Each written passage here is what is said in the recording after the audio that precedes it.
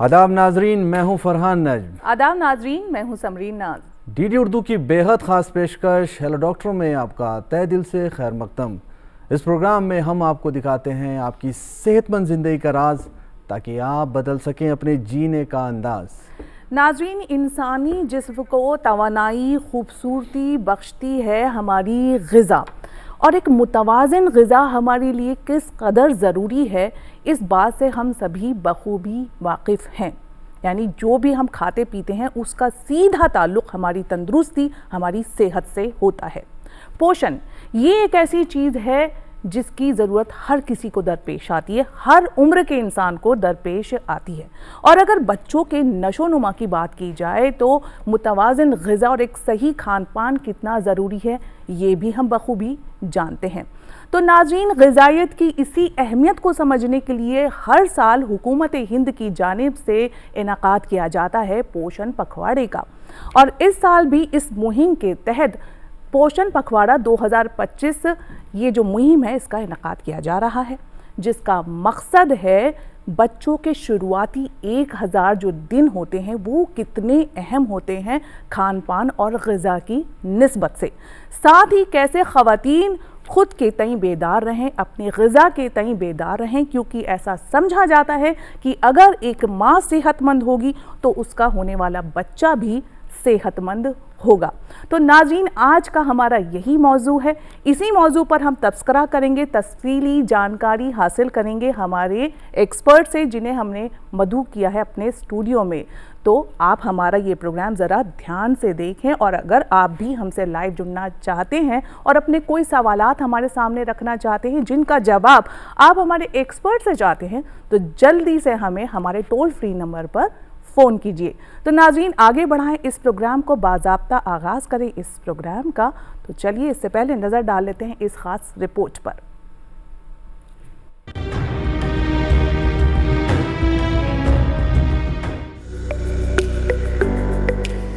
नाज़रीन, ग़िज़ा हर जानदार के लिए ज़रूरी है।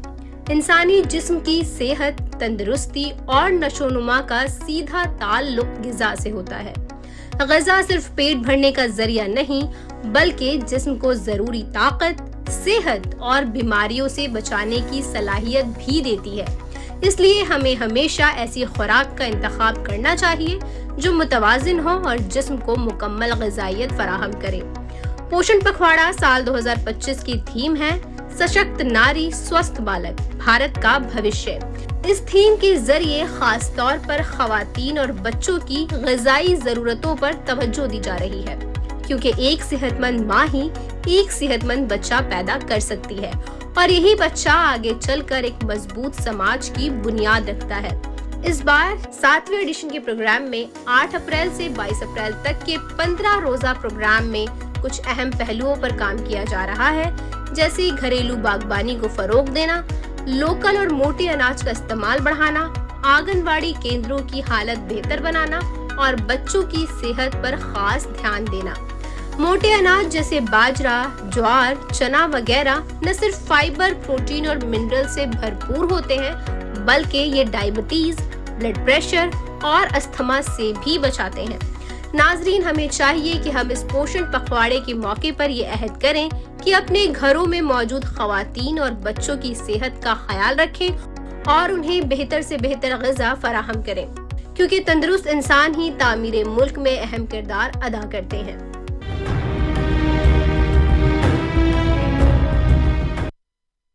जैसा कि हमने इस रिपोर्ट में भी देखा कि कैसे तंदुरुस्त इंसान ही हमारे मुल्क की तामीर में जो है एक अहम किरदार निभाएंगे, और वो तंदुरुस्ती तभी कायम रह सकती है फरहान जब हम अच्छी ग़िज़ा हासिल करें। और जैसा कि हम सभी जानते हैं कि पोषण पखवाड़ा 2025 की जो मुहिम है जिसका इनाकाद किया जा रहा है हुकूमत हिंद की जानिब से, तो इसकी कितनी अहम है, कितना अहम इसका मकसद है। और इस बार का जो मुहिम है और उसका जो टॉपिक कहें वो ये है कि बच्चों के जो शुरुआती 1000 दिन हैं वो कैसे होने चाहिए, उन पर कितनी तवज्जो देने की ज़रूरत है। हमारी ख़वातीन जो हैं, हमारे जो माशरा है उसकी बहुत ही माशरे में बहुत ही ख़ास अहमियत रखते हैं। उनका होना, उनकी सेहत का होना बहुत ही ज़रूरी है ये, तो उनकी सेहत का ख्याल रखना है और जो बच्चे हैं उनकी सेहत का ख्याल रखना है और ये जो पोषण पखवाड़ा है इसकी अहमियत को समझना है। तो आज इस ख़ास मौजू पर जो पोषण पखवाड़े को लेकर जो ग़िज़ा की बात होगी, ग़िज़ाइयत की बात होगी, उसमें जो शामिल हैं हमारे एक्सपर्ट्स, उनसे आपका तारुफ़ करा देते हैं। हमारे साथ यहाँ पर मौजूद हैं डॉक्टर यामिनी सरवाल जो कि सीनियर चीफ मेडिकल ऑफिसर हैं सफदरजंग हॉस्पिटल दिल्ली में। हमारे साथ मौजूद हैं डॉक्टर सुषमा यादव जो कि एडिशनल सीनियर मेडिकल ऑफिसर हैं सिविल हॉस्पिटल गुरुग्राम में। और बच्चों पर बात करने के लिए यहाँ पर जो एक्सपर्ट मौजूद हैं वो हैं डॉक्टर शिप्रा अग्रवाल जो कि असिस्टेंट प्रोफेसर हैं department of paediatrics PGI of child health Gautam Buddh Nagar Noida में। तीनों एक्सपर्ट्स का बेहद शुक्रिया प्रोग्राम में शिरकत करने के लिए। यहाँ पर प्रोग्राम की शुरुआत डॉक्टर यामिनी आपसे की जाएगी। आप सीनियर डॉक्टर हैं, काफ़ी कुछ आप जानती हैं और ये पोषण पखवाड़े को लेकर आप बहुत ज़्यादा आप संजीदगी से बात भी कर रही हैं। तो मैं जानना चाहता हूँ कि पोषण पखवाड़ा जो है ये आसान लफ्ज़ों में कैसे समझें इसको, जो प्रोग्राम देख रहे हैं हमारे लोग, और उसको समझ के जो चीज़ें उनको ज़िंदगी में लानी चाहिए अपने, वो किस तरह से लाएं। पोषण पखवाड़े को आप कैसे एक्सप्लेन करेंगे? देखिए, पोषण पखवाड़े के बारे में बोलने के पहले मैं ये बताना चाहूँगी कि पोषण क्या है। जी। पोषण वो खाने पीने की चीज़ें हैं जिनसे हमारा शरीर तंदुरुस्त रहता है और हमें वो बीमारियों से लड़ने की ताकत देता है। तो हम सभी अपने खान पान के बारे में आमतौर पर जागरूक तो रहते हैं, लेकिन इस पखवाड़े को इसलिए मनाया जाता है कि इसके तरफ हमारा थोड़ा सा ध्यान और चला जाए। हम थोड़ा सा सोचें कि हम क्या खा रहे हैं, क्या हम स्वस्थ जो चीज़ें अपने खान पान में शामिल कर रहे हैं वो हमारे लिए अच्छा है, हमारे परिवार के लिए अच्छा है। तो उस पर हमारा ध्यान केंद्रित करने के लिए पखवाड़ा मनाया जाता है। जी, आपने बताया पखवाड़ा मनाया जाता है, तो ये जो पोषण होता है, ये न्यूट्रिशन है, ये कितनी तरह से इसे समझा जाए, कैसे समझा जाए, क्या है और कैसे हमारे प्रोग्राम देखने वाले उन्हें अपनी ज़िंदगी में लेके आएँ? ख़वातीन की बात हो रही है, महिलाओं की बात हो रही है। पोषण में कई चीज़ें शामिल हैं। एक जिसको हम लोग कहते हैं कार्बोहाइड्रेट्स। कार्बोहाइड्रेट्स जो हमें जो अगर हम एक अपनी खाने की जब हम थाली परोसते हैं तो उसमें रोटी भी होती है, सब्ज़ी, चावल, दही, मांस, अंडा, ये सब चीज़ें होती हैं। तो जो हमारी रोटी, चावल जिसको हम लोग कहते हैं, इस तरह की जो चीज़ें होती हैं, कार्बोहाइड्रेट्स होते हैं और ये हमको ऊर्जा देते हैं, जिससे हम अपना डे टू डे, हम कहते हैं ना हमारी शरीर में एनर्जी है, तो वो एनर्जी जो मिलती है हमको, जो शक्ति मिलती है, वो कार्बोहाइड्रेट से मिलती है। इसके अलावा इसमें फैट्स होते हैं जिसको कि हम वसा या चर्बी कह सकते हैं, जो हमें घी, तेल, मक्खन, इन चीज़ों से आता है। और ये भी बहुत ज़रूरी है क्योंकि हमारे जो शरीर में जो हार्मोन्स होते हैं और जो हमारे जो जोड़ होते हैं, जोड़ों में ऊपर जो एक कहना चाहिए कि ग्रीस लगी होती है, जिससे वो हमारे जॉइंट्स का जो है वो चल पाते हैं आसानी से, वो हमारे फैट्स से आते हैं। तो हमारे फैट्स यानी कि वसा या चर्बी भी हमारे लिए बहुत ज़रूरी है। इसके अलावा आते हैं प्रोटीन्स उनको टूट के बनते हैं अमीनो एसिड्स। ये हमारे शरीर में बहुत इंपॉर्टेंट रोल करते हैं, जिससे हार्मोन्स भी बनते हैं हमारे शरीर में और बहुत सारे इनके इंपॉर्टेंट रोल्स हैं। और हमारी जो मांसपेशियां बनती हैं वो भी ज़्यादातर जो है वो प्रोटीन से ही बनती हैं। इसके अलावा हमारे होते हैं अमीनो एसिड्स के अलावा हमारे होते हैं मिनरल्स एंड विटामिन्स, जो कि हमें माइक्रोन्यूट्रिएंट्स हम उनको डॉक्टरों की भाषा में कहते हैं, तो जो बहुत कम मात्रा में हमें चाहिए होते हैं, लेकिन हमारे शरीर में ये जिसको कहते हैं कि फ्री रेडिकल इंजरी से या हमें कई तरह की जो हमारे पर्यावरण में बहुत सारी चीज़ें ऐसी हैं पोल्यूशन की वजह से, केमिकल्स की वजह से, उनसे हमारा बचाव करती हैं। तो ये सब मिलजुल के एक बैलेंस वे में, जिसको होते हैं हम कहते हैं संतुलित आहार, इनमें से कोई भी चीज़ ज़्यादा नहीं होनी चाहिए, कम नहीं होनी चाहिए। सब चीज़ें जब मिलजुल के होती हैं तो उसको हम बैलेंस डाइट कहते हैं और ऐसा पोषण हमारे शरीर को पूरी तरह से तंदुरुस्त रहने में मदद करता है। मदद करता है। डॉक्टर यामिनी ने बखूबी जो है एक्सप्लेन किया है, बयान किया है मुतवाज़िन ग़िज़ा को। अब आपकी तरफ आएंगे डॉक्टर सुषमा। आज हम पोषण पखवाड़ा 2025 की इस मुहिम के तहत बात कर रहे हैं। बच्चों के शुरुआती 1000 जो दिन होते हैं उनकी क्या अहमियत है। एक खातून जब हामला होती है यानी प्रेग्नेंट होती है, उस वक्त से लेकर प्रेगनेंसी के बाद और जो 2 साल तक का एक वक्फा होता है बच्चे का, वहाँ की जो अहमियत होती है, वहाँ उस सफ़र की जो अहमियत है वो क्यों इतनी अहम है, ये आपसे हम जानना चाहेंगे। देखिए, जब कोई औरत प्रेग्नेंट होती है तो वो एक तो उसके खुद के शरीर के लिए, एक दूसरा उसके शरीर में जो बच्चा पल रहा होता है, उन दोनों के लिए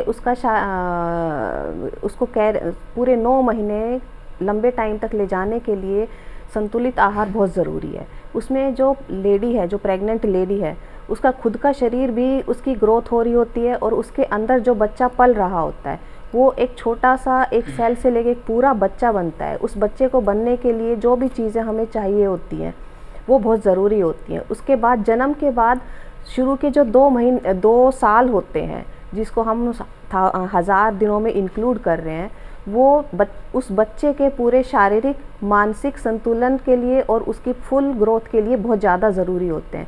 अगर हम जो लेडी है, प्रेग्नेंट है, उसके खाने पीने का ध्यान और 2 साल तक जब तक बच्चा होता है उसका खाने पीने का ध्यान नहीं रखेंगे तो आगे लाइफ में जाके बच्चे को बहुत सारी बीमारियों का शिकार होना पड़ सकता है, कुपोषण का शिकार होना पड़ सकता है, उसकी शारीरिक ग्रोथ रुक जाएगी, उसकी मानसिक ग्रोथ रुक जाएगी, उसका जो एक IQ लेवल है वो कम होगा, वो सोसाइटी में पूर्ण रूप से अपने आप को ग्रोथ नहीं कर पाएगा और उसका पूरे भविष्य का इस पे पूरा असर पड़ेगा। यानी कि मेंटली, फिजिकली, इमोशनली इन सबको अच्छे से मतलब ग्रोथ इनकी हो, नशो नुमा बच्चों की अच्छी, इसीलिए हमारी जो ग़िज़ाइयत ग़िज़ा है उस पर ध्यान देने की, खासतौर से जो खातून है, ख़वातीन, उनको ध्यान देने की बेहद ज़रूरत है। डॉक्टर शिप्रा, आपकी तरफ आएंगे। इसी बात को आगे बढ़ाते हुए मैं ये जानना चाहूँगी कि आजकल हम ये देख रहे हैं कि छोटी छोटी बच्चियों में अनीमिया, खून की कमी बहुत ज़्यादा हो रही है। जाहिर सी बात है, अगर शुरुआत में ही इस चीज़ पर ध्यान नहीं दिया जाएगा कि आगे आने वाले वक्त में, मुस्तकबिल में जब वो हामला होंगी, प्रेग्नेंट होंगी, तो उनके होने वाले बच्चे पर भी इसका खासा और अच्छा खासा असर पड़ेगा। तो ऐसे में आप क्या नौजवान नस्ल की जो ख़वातीन हैं उनको कहना चाहेंगी? खून की कमी, जिसे हम एनीमिया भी कहते हैं, इस समय हमारे देश की और सोसाइटी की एक बहुत बड़ी प्रॉब्लम मानी जा रही है। जो हमारा डेटा भी कहता है कि लगभग 30 से 40% हमारे बच्चे और मदर्स, इवन इससे भी ज़्यादा, वो खून की कमी से ग्रसित हैं इस समय। तो जो बच्चा जो खून की कमी से ग्रसित है उसकी शुरुआत माँ के गर्भ से ही हो जाती है। जब माँ के अंदर खून की कमी है, माँ को उचित पोषण नहीं मिलता है, तो वो पोषण माँ के पेट में बच्चे को भी ट्रांसफ़र नहीं होगा, तो वो बच्चा पैदा ही डेफिसिट के साथ होगा, जिसके अंदर ऑलरेडी न्यूट्रिशन की कमी होगी। वो बच्चे का जन्म पे वज़न भी कम होगा, और जब बच्चे का जन्म पे वज़न और उसके अंदर ऑलरेडी कमी होती है आयरन की, ऑलरेडी कमी होती है न्यूट्रिशन की, तो वो बच्चे आगे चल के उनके अंदर बहुत ज़्यादा खतरा होता है ये चीज़ कंटिन्यू रहने की। और उसके साथ ही अगर जन्म के बाद भी उनके न्यूट्रिशन पर ध्यान ना दिया जाए, उन्हें उचित पोषण ना दिया जाए, तो ये प्रॉब्लम कंटिन्यू रह जाती है। और यही अगर हम एक गर्ल बेबी की बात करें, तो वो जैसे बड़ी होगी उसी खून की कमी के साथ बड़ी होगी। कल को जब वो प्रेग्नेंट होगी तो ये एक लाइफ साइकिल बनती जाती है। एक कमज़ोर माँ एक कमज़ोर बच्चे को जन्म देती है, वो बच्चा अगर कमज़ोर रह जाता है तो वो अगली जनरेशन में भी ट्रांसफ़र होगा। तो इस साइकिल को ब्रेक करना है, तो इसी वजह से ये जो इनिशियल 1000 डेज़ की बात करी जा रही है, उसमें एंटीनेटल पीरियड को इंक्लूड किया गया है, जब बच्चा माँ के गर्भ में है, ताकि वहीं से बच्चे को उचित आहार मिल सके और बच्चा पैदा हो सके सही वजन के साथ और सही न्यूट्रिशन के साथ। तो और सही पोषण देने का मतलब है कि एक बैलेंस डाइट, जिसकी अभी डॉक्टर यामिनी भी बात कर रहे थे, जिसमें सारे कंपोनेंट हैं। सही मात्रा में कार्बोहाइड्रेट भी है, सही मात्रा में प्रोटीन भी है, सही मात्रा में फैट भी है, और सही मात्रा में विटामिन एंड मिनरल्स भी हैं, स्पेशली आयरन। आयरन का सप्लीमेंटेशन प्रेगनेंसी में कम से कम 100 दिन के लिए एडवाइस किया जाता है, वो मदर को लेना ज़रूरी है। और जन्म के बाद माँ का दूध बच्चे को मिलता रहे 6 महीने तक, सिर्फ माँ का दूध, और उसके बाद भी माँ का दूध कंटिन्यू रहना चाहिए। और साथ ही बच्चे को आयरन रिच फूड मिलना चाहिए, जैसे कि हरी सब्जियाँ, खाने में सब्जियों का इंक्लूड करना बहुत ज़्यादा ज़रूरी है। और जो हम एनिमल मिल्क की बात करते हैं, एनिमल मिल्क को समहाउ हमारी सोसाइटी में बहुत ताकतवर और बहुत ज़रूरी माना जाता है बच्चों के लिए, जबकि ऐसा नहीं है। बच्चे के लिए सबसे ज़्यादा ज़रूरी है माँ का दूध, और उसके अलावा हमें जो भी पोषण देना है, हमें ये कोशिश करनी है कि वो खान पान के थ्रू दिया जाए, रादर दैन एनिमल मिल्क के थ्रू। तो इस पे ध्यान देने की बहुत सारी ज़्यादा चीज़ें ज़रूरत आप है। यहाँ पर क्लियर की हैं। डॉक्टर सुषमा ने बताया कि बच्चों का बहुत ज़्यादा ध्यान रखना है, उनके न्यूट्रिशन जो भी वैल्यूज़ वाली चीज़ें उनको देनी है। आपने उसे एक्सप्लेन भी किया यहाँ पर। अभी दूध की बात आपने की कि जो माँ का दूध है उसकी बहुत ख़ास अहमियत है बच्चों के लिए। अगर कोई बच्चा दूध नहीं ले रहा है, बहुत सारी माँ ये करती हैं कि उसकी सब्स्टिट्यूट ढूंढने लगती हैं, जिससे कि ये कहती हैं कि ये हमारा बच्चा दूध नहीं ले रहा है तो हम ये चीज़ें देंगे, उस तरह से देंगे तो ये बच्चा ले रहा है। उनके लिए आप किस तरह से अपना मशवरा देना चाहेंगी? वहाँ पर क्या करना चाहिए? क्या दूध बंद कर देना चाहिए या फिर दूध को ही बच्चा दूध फीडिंग करे, तो उसके लिए क्या कर सकते हैं? क्या आप कहना चाहेंगे? माँ को सबसे ज़्यादा तो ये कोशिश करनी चाहिए, और मैं ये बोलूँगी सिर्फ माँ की बात नहीं करी जा रही है यहाँ पर, पिता की और एक पूरे परिवार को यह कोशिश करनी चाहिए कि बच्चे को माँ का दूध मिल सके, और वो दूध जन्म के बाद जितना जल्दी हो सके उतना जल्दी शुरू किया जाए। हम ये कहते हैं कि जन्म के बाद 1 घंटे के भीतर भीतर बच्चे को माँ का दूध मिल जाना चाहिए, और ये बहुत ज़रूरी है आगे सक्सेसफुल ब्रेस्ट फीडिंग जिसको हम बोलते हैं। अगर बच्चे को जन्म के बाद सही समय पर माँ का दूध नहीं मिलता है तो चांसेस बहुत ज़्यादा हो जाते हैं कि वो बच्चा आगे चल के माँ का दूध नहीं एक्सेप्ट करेगा। तो ऐसी सिचुएशन में माँ थोड़ा परेशान होने लगती है कि मुझे दूध नहीं आ रहा, या कई बार ऐसा माँ को सिर्फ लगता है कि दूध नहीं आ रहा है, दूध एक्चुअली आ रहा होता है, बट चूंकि माँ का दूध बहुत जल्दी डाइजेस्ट हो जाता है, वो बहुत ही हल्का होता है और बच्चे के आंतों के लिए कम पूरी तरह से सूटेबल है, तो वो बहुत जल्दी डाइजेस्ट हो जाता है, तो बच्चा बहुत जल्दी दोबारा से भूखा हो जाता है। तो माँ को ऐसा लगता है कि दूध नहीं आ रहा है, अभी तो 1 घंटे पहले ही पिलाया था, फिर से भूख लग गई। वहीं जब वो डब्बे वाला दूध या गाय का दूध पिलाती है तो चूंकि वो दूध भारी होता है बच्चे के लिए, बच्चा उसे पचा नहीं पाता, तो वो 2-3 घंटे तक सोता रहता है। तो माँ को ऐसा लगता है। तो ऐसे सिचुएशन में माँ को, और साथ ही साथ बहुत इम्पॉर्टेंट रोल है परिवार का, स्पेशली दादी का, नानी का, कि वो ये विश्वास रखें कि जब ईश्वर ने बच्चा पैदा किया है तो दूध आएगा।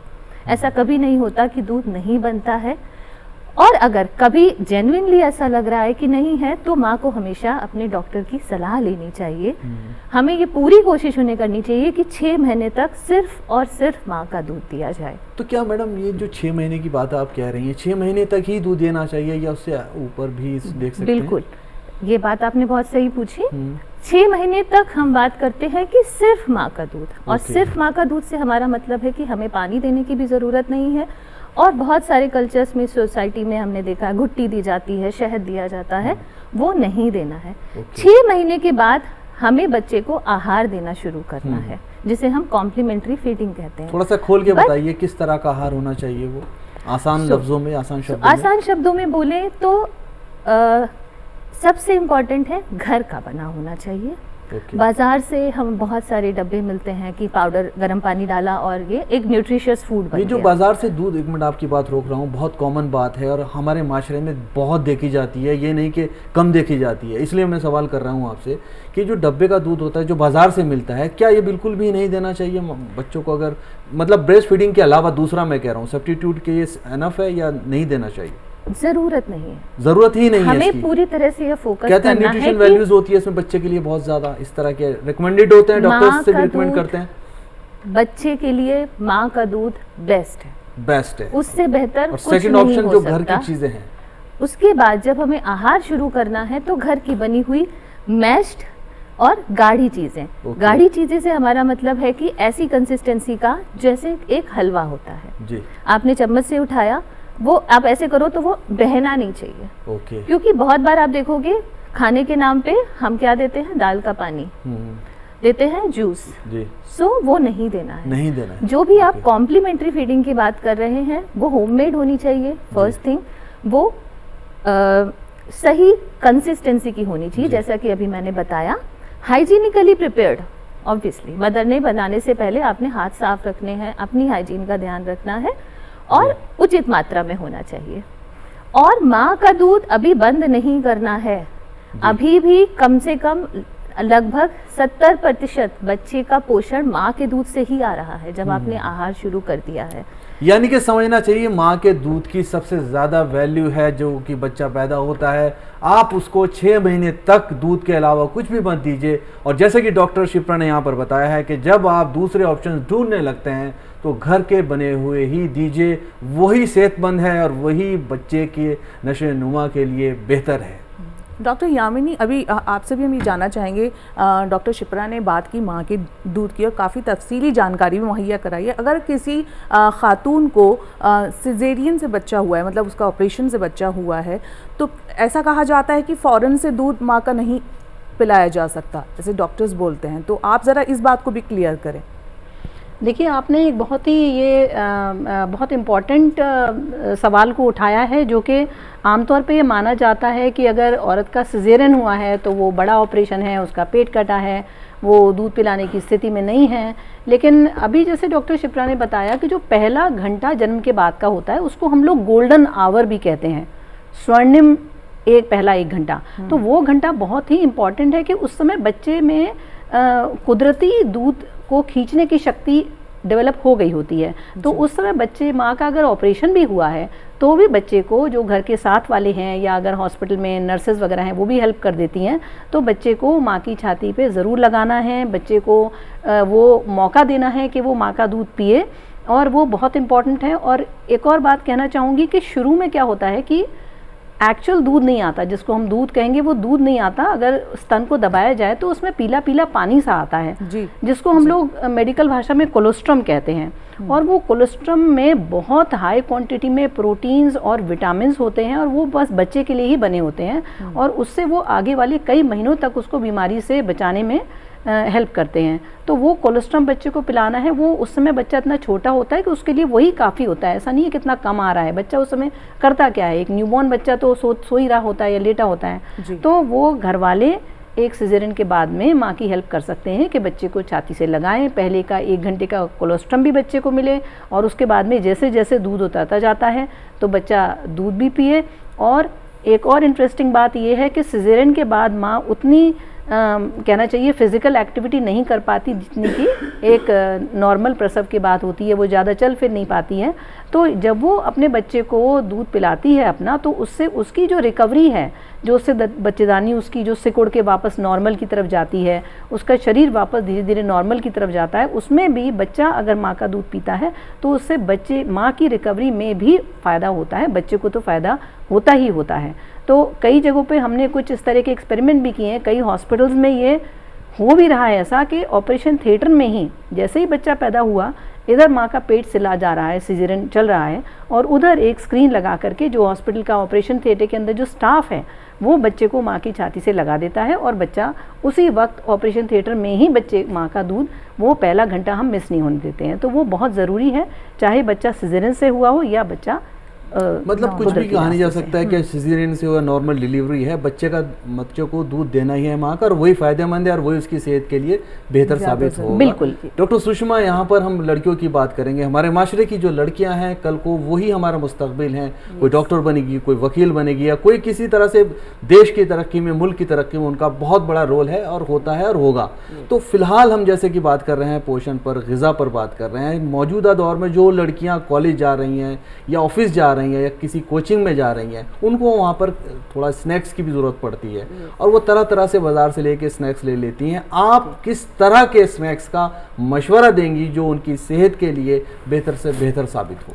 जी बिल्कुल। जो हमारी कॉलेज गोइंग लड़कियां हैं या जो ऑफिसेज में जा रही हैं, जो अभी अनमैरिड हैं, उनको बीच में खाने की भूख लगती है, तो वो अपने आसपास जो भी कैंटीन वगैरह है वहाँ से जो हाई फैटी डाइट है वो ले लेती हैं, जो आगे जाके उनको बहुत नुकसान देती है। इसमें सबसे अच्छा ये है कि अपने घर से वो या तो स्प्राउट्स लेके जाएं या पनीर लेके जाएं, या और कुछ नहीं तो जो थोड़े मीडियोकर फैमिली है, जो मिडिल क्लास है, वो उबले हुए चने, उबली हुई दालें, उसमें प्याज टमाटर अच्छा सा उसको सैलेड बना के इस टाइप की चीजें लेके जा सकती हैं। फ्रूट्स भी ऑप्शन हो सकता है अगर फ्रूट्स का भी इस्तेमाल करें। बिल्कुल बिल्कुल बिल्कुल, फ्रूट्स लेके जा सकती हैं। वो बाहर का जो भी प्रोसेस्ड फूड है उन्हें अवॉइड करना चाहिए जहाँ तक हो सके। Okay okay. अगर बाहर का बिल्कुल ही लेना है तो बाहर फ्रूट्स भी मिलते हैं, वो बाहर लेके फ्रूट्स ले भी सकते मिलते हैं। हैं, बाहर बिना जो विदाउट चीज़ है वो चीज़ें उनको प्रीफर करनी चाहिए। अच्छा अच्छा, मतलब वो अपनी जो भी डाइट है उसको इस तरह से लें जो उनको मतलब नुकसान भी ना दे, उनका पेट भी भर जाए। बहुत खूब। डॉक्टर शिप्रा, आपसे ये जानना चाहेंगे कि बात हो रही है यहाँ ग़िज़ाइयत की अहमियत की, ग़िज़ा की अहमियत की, तो सिर्फ अंडर वेट के लिए नहीं बल्कि ओवर वेट बच्चों के लिए भी इसकी क्या अहमियत है हमें समझना चाहिए, क्योंकि जो ग्रोथ होती है, शुरुआती जो डेवलपमेंट होते हैं बच्चों के, उसमें कई तरह की चुनौतियों का सामना करना पड़ता है वालिदैन को। और ये जो एक चुनौती हम आजकल बहुत आम देख रहे हैं वो है बच्चों में ओबेसिटी की, मोटापे की। चाहे इसकी कोई भी मतलब इसका रीज़न हो या फिर इसकी वजह रही हो, हाई फैट हो, हाई शुगर या हाई सॉल्ट। कहते हैं कि ज़्यादा मीठा मत दो बच्चों को, ज़्यादा नमकीन नहीं खिलाना चाहिए बच्चों के लिए, ठीक नहीं है। तो इस परेशानी से कैसे निपटा जाए? ये आपने एक बहुत ही अच्छा पॉइंट रेज़ किया है। आज के समय में एक समय था, कुछ समय पहले तक, जब हम सिर्फ अंडर न्यूट्रिशन की बात करते थे, हमारे बच्चे को कम कैलोरी मिल रही है, कम मिल रहा है। बट आज के समय में हम बात कर रहे हैं ओवर न्यूट्रिशन की, बिकॉज़ समय के साथ साथ ओबेसिटी का रिस्क और ओबेसिटी का प्रेवलेंस बहुत ही ज़्यादा बढ़ता जा रहा है। अगर आप सिंपल एक मॉल में निकलिए, आपको बहुत सारे मोटे बच्चे मिल जाएंगे। एंड द प्रॉब्लम ये है कि सबसे पहला ज़रूरी है कि सोसाइटी इस चीज़ को एक प्रॉब्लम समझे। आज भी जब हम कोई मोटे बच्चे को देखते हैं जो कि एक्चुअली ओबीज़ है, उनके पेरेंट्स बोलते हैं हेल्दी है हमारा बच्चा, तो वो बच्चा आपका हेल्दी नहीं है। मोटापा और हेल्दी होना पूरी तरह से अलग चीज़ें हैं। तो इस चीज़ पर भी बहुत शुरुआती समय से ध्यान देने की बहुत ज़्यादा ज़रूरत है। और यहाँ पर मैं फिर से ब्रेस्ट फीडिंग की इम्पॉर्टेंस को हाईलाइट करना चाहूँगी। ब्रेस्ट फीडिंग अपने आप में ओबेसिटी का रिस्क को कम करती है समय के साथ। जो बच्चा बचपन में 6 महीने तक सिर्फ माँ का दूध पीता है, उसमें ओबेसिटी का खतरा काफ़ी कम होता है। और उसके बाद जो कॉम्प्लीमेंट्री फीडिंग है, जो छोटे बच्चों की फीडिंग है, 1 साल का बच्चा, 2 साल का बच्चा क्या खा रहा है, वो बहुत ज़्यादा इम्पॉर्टेंट है। आज के समय में हम एक जंक फूड फील्ड सोसाइटी में जी रहे हैं। हम घर से बाहर निकलते हैं और हमें चिप्स मिल जाता है।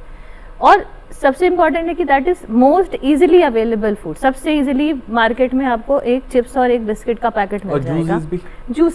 जूसेस और इस जूसेस को तो स्पेशली बिकॉज माता पिता को ऐसा लगता है कि जूस तो एक बहुत ही हेल्दी चीज़ है।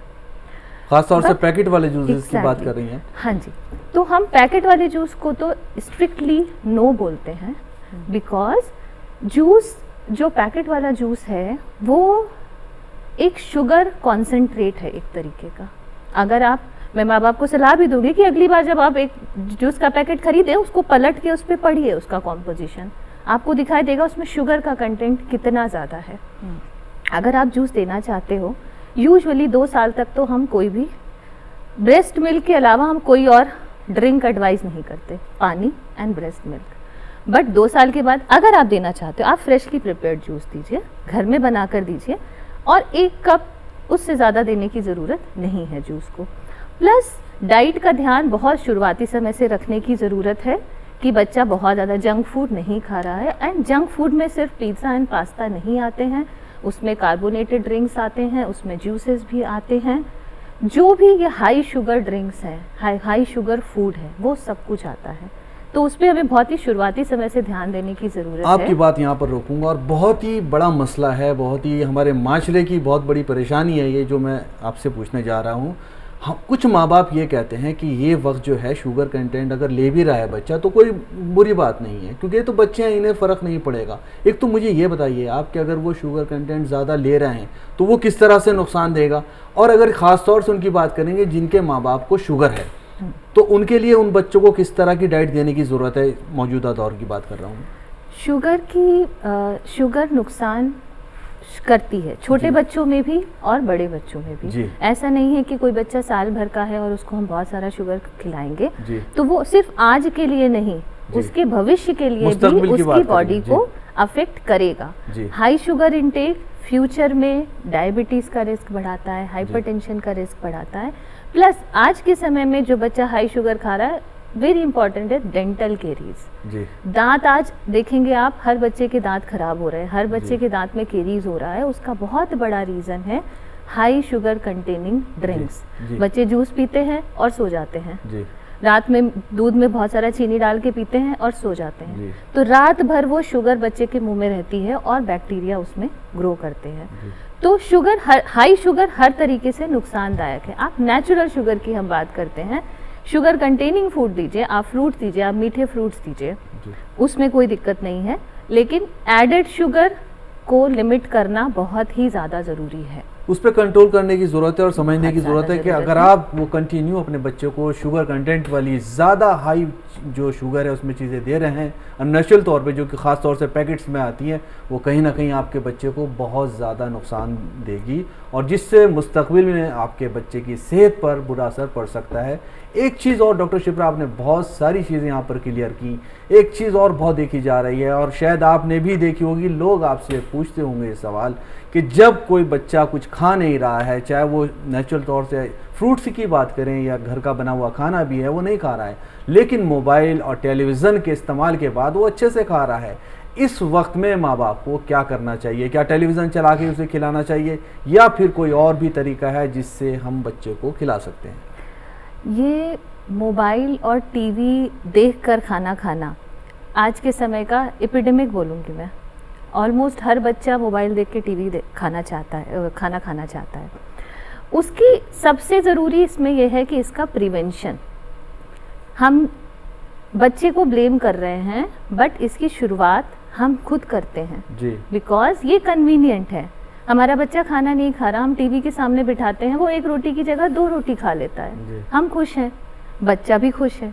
लेकिन इसके क्या क्या नुकसान है वो हमें समझने की ज़रूरत है। सबसे पहले तो जब बच्चा टीवी देख के खाना खा रहा होता है, बच्चे को बिल्कुल भी नहीं पता कि वो क्या खा रहा है, उसका फूड के साथ कोई रिलेशन डेवलप नहीं होता और ये यंग एज बहुत सेंसिटिव एज होती है जब बच्चे का एक पॉजिटिव कनेक्शन बनना चाहिए खाने के साथ जी। कि ये खाने की चीज़ है, इसे मैं ऐसे खाता हूँ, ये चीज़ ऐसे मुंह में फील होती है, ये चीज़ ऐसे हाथ में फील होती है। ये अगर पॉजिटिव कनेक्शन समय से बच्चे का बन जाता है तो आगे चल के, जिसे हम फसी ईटिंग कहते हैं जी।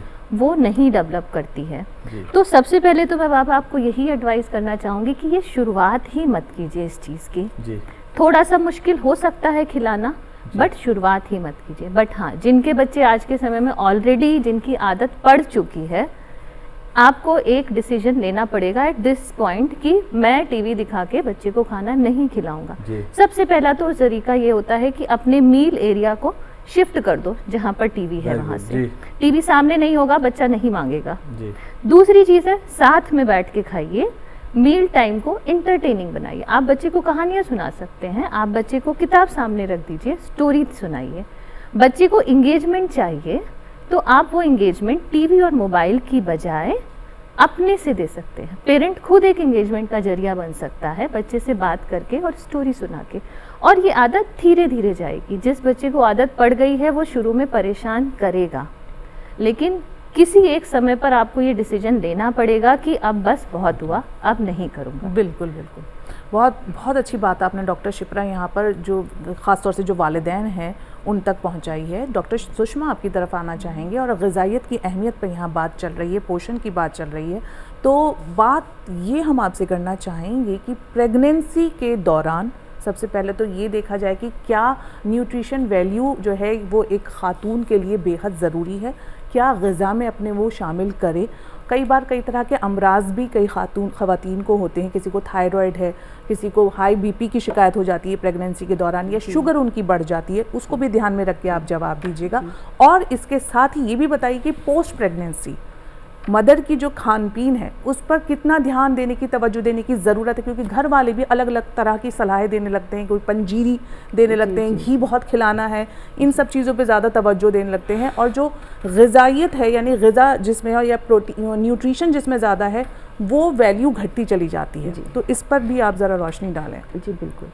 देखिए, जब कोई प्रेग्नेंट लेडी होती है तो मैंने पहले भी बताया था कि वो एक और ज़िंदगी अपने अंदर पाल रही होती है, तो उसे न्यूट्रिशन की दुगनी ज़रूरत होती है। जो नॉर्मल एक लेडी प्रेग्नेंट होने से पहले जो खाना खा रही होती है, प्रेग्नेंट होने के बाद उसे उससे ज़्यादा खाना पड़ता है। ज़्यादा खाने का मतलब ये नहीं है कि वो मीठी चीज़ें ज़्यादा खा रही है या खाली रोटियां ही ज़्यादा खा रही है। ज़्यादा खाने का मतलब ये है कि एक संतुलित आहार भी, उसमें भी उसको अपनी अमाउंट, उसकी जो मात्रा है वो बढ़ानी पड़ेगी। उसे प्रोटीन की मात्रा बढ़ानी पड़ेगी, उसको कार्बोहाइड्रेट की मात्रा बढ़ानी पड़ेगी, उसको विटामिन्स मिनरल्स की मात्रा बढ़ानी पड़ेगी, ताकि उसके अंदर जो एक बच्चा पल रहा है उसको भी पूर्ण रूप से संतुलित भोजन जा सके। तो इसमें प्रोटीन्स में वो दालें बढ़ा सकती है, अंडे ले सकती है, 4-5 डेली के अंडे खा सकती है, प्रोटीन पनीर का अमाउंट बढ़ा सकती है, थोड़ा सा जो वसा है, जैसा कि मैडम ने बताया, प्रेगनेंसी में थोड़ा सा वसा का अमाउंट, उसकी जो मात्रा है वो भी बढ़ा सकती है। फ्रूट डेली कम से कम 1 से 2 कटोरी पूरी भर के फ्रूट भी खाए वो, पानी भी पूर्ण रूप से प्रॉपर मात्रा में ले वो, ये सब चीज़ें वो उसको पूरे 9 महीना कंटिन्यू करनी है। और साथ में डॉक्टर द्वारा जो आयरन और कैल्शियम की जो गोलियां हैं वो भी उसे रेगुलर शुरू करनी है, और पूरे 9 महीने और डिलीवरी के कम से कम 3 महीने बाद तक भी कंटिन्यू करें। डॉक्टर यामिनी, आपसे ये जानना चाहेगी, जिसकी अभी मैंने डॉक्टर सुषमा से भी बात पूछी थी, आपसे ये क्वेश्चन मैं पूछना चाहूँगी ख़ासतौर से कि आफ्टर प्रेगनेंसी यानी पोस्ट प्रेगनेंसी क्या क्या तवज्जो देने की एक मदर को, एक माँ को अपने ऊपर ज़रूरत है, और उसके जो घर वाले हैं उनको भी? देखिए, आमतौर पे होता क्या है कि जब बच्चे का जन्म हो जाता है तो सबका ध्यान नए मेहमान पे हो जाता है कि बच्चा है, इसको खिलाना है, इसको केयर करना है। लेकिन वो एक ऐसा बहुत इम्पॉर्टेंट वक्त है जबकि माँ की कहना चाहिए उसके शरीर की जो ताकत है वो काफ़ी हद तक निकल गई होती है डिलीवरी की प्रोसेस में, और उस समय उसको एक्चुअली जो उसकी जो खान पान की जो रिक्वायरमेंट है वो प्रेगनेंसी के समय से भी ज़्यादा बढ़ गई होती है, क्योंकि अब वो एक बढ़ते हुए बच्चे को दूध पिला रही है। जो बच्चा अब धीरे धीरे बढ़ रहा है, जिसकी एक्टिविटी बढ़ रही है, तो और उसकी बॉडी भी रिकवर कर रही है, इसलिए उस समय पे उसको एक्स्ट्रा न्यूट्रिशन की ज़रूरत है। तो उसमें घर वालों को पूरा ध्यान रखना है कि जितना बच्चे का ध्यान रखा जा रहा है उतना ही जच्चा का भी ध्यान रखना है, और जो जो चीज़ें उसको पहले दी जा रही थी प्रेगनेंसी के दौरान उससे भी ज़्यादा मात्रा में उनको, और अगेन दोबारा से कहना पड़ेगा कि बैलेंस वे में, ये नहीं कि वो एक ही चीज़ बार बार खाती जा रही है, जैसे आपने कहा कि केवल पंजीरी खिला रहे हैं या ढेर सारा घी खिला रहे हैं। इस समय जो हमारे फूड पिरामिड में जो सारी चीज़ें होती हैं, प्रोटीन, विटामिन, कार्बोहाइड्रेट, फैट्स, उन सब चीज़ों का एक संतुलन होना चाहिए। और पानी की मात्रा का इस समय बहुत इंपॉर्टेंस है, क्योंकि जो बच्चे को वो दूध पिला रही है वो दूध जो है वो 90% पानी ही होता है। तो कई बार जो प्रश्न पहले भी आया था कि अगर दूध कम हो रहा है माँ को, तो वो प्रॉब्लम कई बार इसलिए भी आती है कि माँ जो है वो पानी का इंटेक कम रख रही है।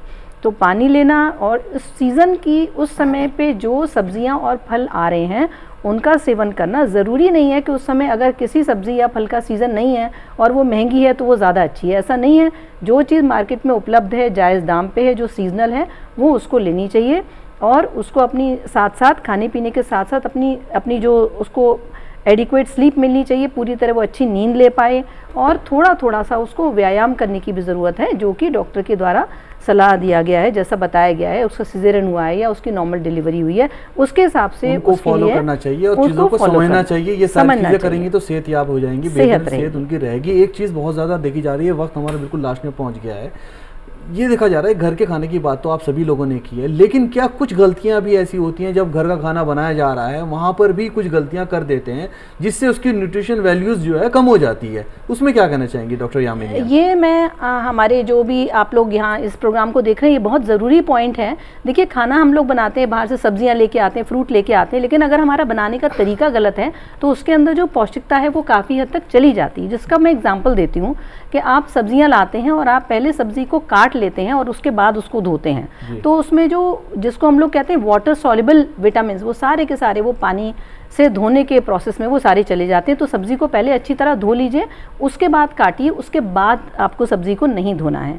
एक पॉइंट। दूसरा चीज़ है कि कोशिश करें कि बंद बर्तन में खाने को बनाएं। खुले बर्तन में जब हम बनाते हैं, जैसे आप कढ़ाई में सब्जी को फ्राई कर रहे हैं, तो उसमें उसकी भाप के साथ साथ जो न्यूट्रिएंट्स हैं वो भी भाप के साथ में उड़ जाते हैं। इसके अलावा अगर आप कुछ फल सब्जियां ऐसे होती हैं जिनको कि हम छिलका उतारे बिना बना सकते हैं, जैसे कि आलू। अगर आप आलू को अच्छी तरह धो लेते हैं और उसको बिना छीले आप सब्ज़ी में डालते हैं तो वो आपके लिए ज़्यादा पौष्टिक है। तो ये चीज़ों को आपको बहुत ध्यान रखना है। एक चीज़ है आंवला, जो सर्दियों में बहुत आता है, जिसको हम लोग बहुत, उसमें विटामिन सी ज़्यादा होता है, उसको जब हम पका लेते हैं, चाहे हम उसका मुरब्बा बनाएं या हम कुछ और बनाएं, उसके अंदर जो विटामिन सी है वो पूरा ख़त्म हो जाता है। तो कोशिश करें कि आंवले जैसी चीज़ जो है उसको आप उसका चटनी में डाल लें या कच्चा उसका जूस निकाल लें। तो इन छोटी छोटी चीज़ों से, या फिर चावल भी जो हम बनाते हैं उसको हम धो लेते हैं, उसका पानी निकाल देते हैं, तो पानी निकालने से पके हुए चावल के अंदर जो भी पौष्टिकता थी वो सारी निकल जाती है। तो इन चीज़ों का अगर आप ध्यान रखेंगे तो जो चीज़ें आप खा रहे हैं उसका आपको पूरा फ़ायदा मिलेगा, पूरा फ़ायदा मिलेगा और आपकी सेहत बेहतर रहेगी। आज का ये जो प्रोग्राम हमने किया है, हमारा पोषण पखवाड़े पर प्रोग्राम था, ग़िज़ा पर प्रोग्राम था, ग़िज़ाइयत पर प्रोग्राम था, जहाँ पर बात हुई है ख़वातीन की, यहाँ पर बात हुई है सभी तरह के जो न्यूट्रिशन वैल्यूज़ हैं उनकी, और ख़ास तौर से बच्चों की। तो ये प्रोग्राम आपने देखा, समझा और इसे अपनी ज़िंदगी में लेकर आइए। ये हमारा हेलो डॉक्टर टीम का पूरा आपसे गुजारिश है। अब हमारा प्रोग्राम बिल्कुल लास्ट में पहुंच चुका है। मैडम, मेरी ये आपसे दरख्वास्त है, रिक्वेस्ट है, आप अपना पैगाम दीजिए प्रोग्राम देखने वालों को, ख़ास तौर से ख़वातीन को, महिलाओं को ध्यान में रखते हुए। देखिए, एक घर की जो नींव होती है वो औरत होती है, वो सारे घर को संभालती है और वो जो घर के नियम सेट करती है वो सारा घर फॉलो करता है। तो मैं यही कहूँगी कि जो घर की औरतें हैं, महिलाएं हैं, लड़कियां हैं, उन पे खास ध्यान दिया जाए, वो अपने पे भी ध्यान दें, क्योंकि वो ही, अगर वो स्वस्थ रहेंगी, वो ठीक रहेंगी तो परिवार ठीक रहेगा। और एक और लाइन कहना चाहूँगी कि एक हमारे यहाँ कहावत है कि जैसा आहार वैसा विचार। आप जो खा रहे हैं, आपकी सोच वैसी होती है। तो अगर आप सही चीज़ खाएंगे, सात्विक खाना खाएंगे जो आपके लिए हेल्दी है, तो आपकी सोच भी हेल्दी रहेगी और आप एक हेल्दी जीवन शैली बिता पाएंगे। डॉक्टर सुषमा, मैं आपसे दरख्वास्त करूँगा, आप भी पैगाम दीजिए, साथ में आप उन बच्चियों के लिए भी बताइए जो न्यू एज वाली बच्चियां हैं, कम उम्र की बच्चियां हैं, घर पर रहती हैं या स्कूल जाती हैं, वो कैसे बैलेंस डाइट ले सकती हैं, क्या ले सकती हैं? देखिए, जो यंग बच्चे हैं, हमारी आजकल की लड़कियां हैं, वो एक तो प्रोसेस्ड फूड बिल्कुल बंद कर दें, बिल्कुल नहीं तो उसको बहुत ही सबसे कम लिमिट पे लेकर आएँ। साथ में जो घर में बनी हुई चीज़ें हैं उन चीज़ों पे ज़्यादा फोकस करें। घर में बहुत अच्छे से सलाद बना के खा सकती हैं, बहुत अच्छे से फ्रूट्स खा सकती हैं, बहुत अच्छे से साथ में वो एक्सरसाइज भी कर सकती हैं। और अगर वो अपने भोजन का, अपने आहार का, अनाज को भी शामिल कर सकती हैं बिल्कुल, जैसे साबुत चने हो गए, साबुत दालें हो गई, इनको बॉयल करके, इनको अच्छे से, आजकल तो यूट्यूब पे इतने अच्छे अच्छे वैरायटी के सलाद बनाने के तरीके आते हैं, उबली हुई चीज़ों से, इनसे, दालों से और इनसे, वो सब वो अपने डाइट में शामिल कर सकती हैं स्नैक्स के टाइम पे। अपने स्कूल में भी लेके जा सकती हैं, कॉलेज में भी लेके जा सकती हैं। और उन्हें अपनी सेहत का इस समय पे ख़ास ध्यान रखना चाहिए, क्योंकि उन्हें अपने दिमाग में बिठाना चाहिए कि आज जो वो अपना शरीर का ध्यान दे रही हैं, वो आगे जाके उन्हें लाइफ में आगे एक बच्चे को भी, एक फैमिली भी बनानी है।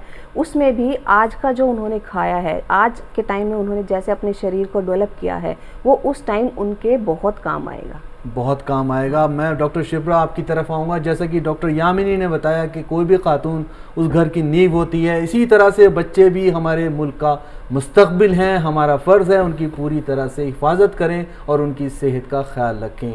तो किस तरह से आप अपना पैगाम देना चाहेंगी? साथ में उसमें ये भी डालिएगा कौन सी डाइट, जो बैलेंस डाइट है बच्चों के लिए, बहुत ही मुफीद है, फ़ायदेमंद है।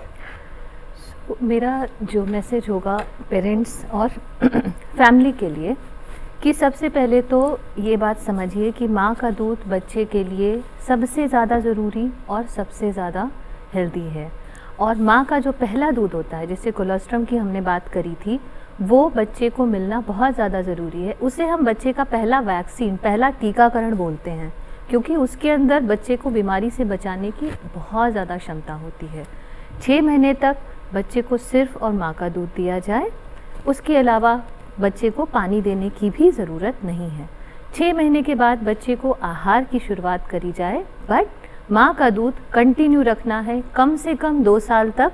उसके बाद भी अगर माँ के लिए और बच्चे के लिए कंफर्टेबल है, आप कंटिन्यू रख सकते हो माँ का दूध। और अगर हम बैलेंस्ड आहार की बात करें तो एक बैलेंस्ड आहार होता है जिसमें, जैसे कि डॉक्टर यामिनी ने बात करी, जिसमें हमारे सारे वैरायटी के फूड ग्रुप्स आ जाते हैं, जिसमें हमारी दालें भी आ जाती हैं, सीरियल्स जैसे कि चावल, और मोटे अनाज की आजकल हम काफ़ी बात कर रहे हैं जैसे कि मिलेट्स, फिर हमें सब्जियों पर ध्यान देना है और सब्जियों में हमेशा सीजनल सब्जियां यूज़ करनी है, हरी सब्जियों पर फोकस करना है। विटामिन ए का भी बहुत ज़्यादा रोल है जो कि पाया जाता है ऑरेंज कलर के और येलो कलर के फ्रूट्स में और रेड कलर में, लाइक कैरेट्स, पपाया, पपीता में, मैंगो में, उनको भी हम अपनी डाइट में शामिल करें। साथ ही साथ अगर डेयरी प्रोडक्ट्स की बात करें, हमारे माँ बाप हमेशा दूध के बारे में पूछते हैं कि ऊपर का दूध फिर कैसे दें, ना दें, क्या करें। तो अगर आप दूध देना ही चाहते हो, दूध को यूज़ करो खाना बनाने में। दूध की आप दलिया बना सकते हो, आप दूध की हलवा बना सकते हो। सो मिल्क के बने हुए प्रोडक्ट्स यूज़ कर सकते हैं। हम बच्चे को पनीर दे सकते हैं, दही दे सकते हैं। साथ ही साथ अगर आप नॉनवेज लेते हैं तो उसको भी बच्चे की डाइट में शामिल किया जाए। बहुत खूब, बहुत खूब। आप तीनों ही एक्सपर्ट्स ने जो है अपनी राय यहाँ पर रखी। और जैसा कि हम सभी जानते हैं कि पोषण पखवाड़ा 2025 की जो मुहिम है उसमें हम ये बता रहे हैं कि कैसे शुरुआती 1000 दिन है बच्चों के, वो बहुत अहम है और ग़िज़ायत की अहमियत पर भी हमने बात की। आप तीनों ही एक्सपर्ट्स का यहाँ बहुत बहुत शुक्रिया कि आपने अपना कीमती वक्त निकाला, हमारे स्टूडियो में आए और इतने अहम मुद्दे पर हमारे नाज़रीन को जानकारी फराहम की। बहुत बहुत शुक्रिया आपका। तो जैसे कि हम नाज़रीन आज हमने बात की पोषण पखवाड़े की जो मुहिम चलाई जा रही है 2025 की हुकूमत हिंद की जानिब से, तो इसमें हमने बात की कि क्या है अहमियत ग़िज़ा की हमारी ज़िंदगी में, कैसे हमारी सेहत को, तंदुरुस्ती को ये सीधे तौर पर मुतासिर कर सकती है। हमारे सामने बहुत सारे खान पान की चीज़ें होती हैं, लेकिन ये हम पर है कि हम अपने कौन सी खाने की चीज़ों का इंतखाब कर रहे हैं जो कि हमारे लिए बेहतर से बेहतरीन है। तो जैसा कि आज का ये मौजू रहा फरहान, हम उम्मीद करते हैं कि हमारे जो नाजरीन हैं उन्हें बहुत सारी जानकारी हमने फराहम की होगी और हमारी ये जो कोशिश है वो अपनी ज़िंदगी में भी लेकर आए, इन बात को समझें, चाहे ख़वातून की बात हो, ख़वातीन की बात हो या फिर बच्चों की बात हो। बिल्कुल बिल्कुल। तो इसी के साथ आज का जो ये शुभारा है यहाँ इसका हम जो है ये ख़त्म होता है। और हम हमेशा आपको कहते हैं कि अगर आपके भी जहन में कोई सवाल है तो आप हमसे पूछ सकते हैं, हमसे राब्ता कायम कर सकते हैं। हमारे ईमेल पर आप हमें ईमेल कीजिए और हम आपको अपना अगला टॉपिक भी बता दें जो कि है मलेरिया। तो फरहान, अगला टॉपिक जो हमारा अगला शुमारा होगा हेलो डॉक्टर को, उसमें हम बात करेंगे मलेरिया से जुड़ी मलेरिया मर्ज पर बात होगी, उसकी रुकावट पर बात होगी, उसकी प्रिवेंशन पर बात होगी और सारी वो चीज़ों पर बात होगी जिससे मलेरिया से अपने की आप लोग हिफाजत कर सकते हैं और इलाज कर सकते हैं। बिल्कुल बिल्कुल। और जैसा कि मैं हमेशा बताती हूँ कि अगर आपके भी जहन में कोई सवाल आ रहा है तो आप हमें ईमेल कर सकते हैं। हमारी ईमेल आईडी है hello.ddurdu@gmail.com और इसके साथ आप हमारा ये प्रोग्राम DD उर्दू के यूट्यूब चैनल पर भी देख सकते हैं। तो टिप्स ऑफ द वीक के साथ आपको छोड़े जा रहे हैं, दीजिए हमें इजाज़त। आदाब। बच्चों को माँ का दूध पहले 6 माह तक जरूर पिलाएं। सब्जियां और फल रोजमर्रा की खुराक में शामिल करें। आयोडीन मिला नमक इस्तेमाल करें ताकि दिमागी नशोनुमा बेहतर हो। आयरन से भरपूर ग़िज़ा से खून की कमी से बचा जा सकता है। खाने से पहले और बाद में हाथ धोना बीमारियों से बचाता है। जचगी के दौरान ख़वातीन को इजाफी ग़िज़ा की जरूरत होती है। कमजोर या बीमार बच्चों को फौरी तौर पर ग़िज़ाई मदद फराहम करें।